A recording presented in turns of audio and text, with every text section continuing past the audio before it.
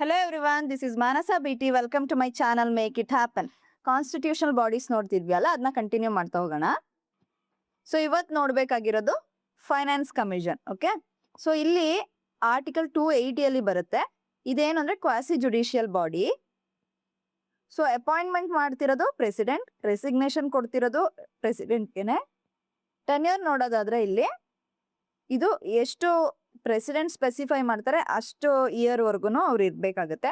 But present ಅಲ್ಲಿ 5 years ಅಂತ specify ಮಾಡಿದ್ದಾರೆ ಪ್ರೆಸಿಡೆಂಟ್. ಓಕೆ, ಸೊ ಡ್ಯೂಟೀಸ್ ಏನು ಇವ್ರದ್ದು ಅಂತ ಹೇಳಿದ್ರೆ, ಇವರು ಪ್ರೆಸಿಡೆಂಟಿಗೆ ರೆಕಮೆಂಡೇಶನ್ ಮಾಡೋಂಥದ್ದು ಫೈನಾನ್ಸ್ ಅಲ್ಲಿ ಏನೇ ಮಾಡೋದಾದ್ರು, ಅಂದ್ರೆ ಫಾರ್ ಎಕ್ಸಾಂಪಲ್ ಟ್ಯಾಕ್ಸ್ ಗ್ರಾಂಟ್ಸ್ ಕೊಡೋದಾಗಿರ್ಬೋದು. ಓಕೆ, ಸೊ ಕನ್ಸಾಲಿಡೇಟೆಡ್ ಫಂಡ್ ಮೇಲೆ ಮತ್ತೆ ಫೈನಾನ್ಸ್ ಡಿಸಿಷನ್ ಏನೇ ತಗೊಳ್ಳೋದಾದ್ರು ಪ್ರೆಸಿಡೆಂಟಿಗೆ ರೆಕಮೆಂಡ್ ಮಾಡೋದು. ಸೊ ಇಲ್ಲಿ ಇವ್ರದ್ದು ಸ್ಟೇಟಲ್ಲೂ ಇದೆ, ಸ್ಟೇಟಲ್ಲೂ ಇರ್ತಾರೆ ಫೈನಾನ್ಸ್ ಕಮಿಷನ್. ಓಕೆ, ಮತ್ತೆ ಸೆಂಟರಲ್ಲೂ ಇರ್ತಾರೆ. ಸೊ ಇಲ್ಲಿ ಸ್ಟೇಟಲ್ಲಿ ಗವರ್ನರ್ಗೆ ಹೇಳ್ತಾರೆ, ಸೆಂಟರಲ್ಲಿ ಪ್ರೆಸಿಡೆಂಟಿಗೆ ರೆಕಮೆಂಡ್ ಮಾಡ್ತಾರೆ. ಓಕೆ, ಸೊ ಇಷ್ಟು ಗೊತ್ತಿರಬೇಕು. ಮತ್ತೆ ಈಗ ಪ್ರೆಸೆಂಟ್ ಅಲ್ಲಿ 16th ಫೈನಾನ್ಸ್ ಕಮಿಷನ್ ಇದೆ, ಇದು ಸಹ ಗೊತ್ತಿರಬೇಕು ನಿಮಗೆ. ಮತ್ತೆ ಇನ್ನೊಂದೇನು ಅಂತ ಹೇಳಿದ್ರೆ, they are eligible for ರೀಅಪಾಯಿಂಟ್ಮೆಂಟ್.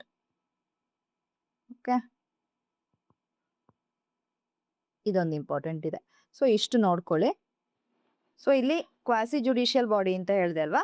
So quasi judicial ಅಂತ ಹೇಳಿದ್ರೆ ಏನೇ ಡಿಸಿಷನ್ ತಗೊಳ್ಳೋದಾದ್ರೂ ಇವರು ಕೋರ್ಟ್ ತರನೇ ಡಿಸಿಷನ್ ತಗೋಬಹುದು, ಹಿಯರಿಂಗ್ಸ್ ಎಲ್ಲ ಇಟ್ಕೋಬಹುದು. ಓಕೆ, ಬಟ್ ಕೋರ್ಟ್ ಅಲ್ಲ, ಅಂದ್ರೆ ಟ್ರೆಡಿಷನಲ್ ಕೋರ್ಟ್ ಅಲ್ಲ, ಬಟ್ ಇವರು ಡಿಸಿಷನ್ ತಗೊಳ್ಬಹುದು ಕೋರ್ಟ್ ತರನೇ. ಸೊ ಅದಕ್ಕೋಸ್ಕರ ಕ್ವಾಸಿ ಜುಡಿಷಿಯಲ್ ಬಾಡಿ ಅಂತ ಕರಿತೀವಿ.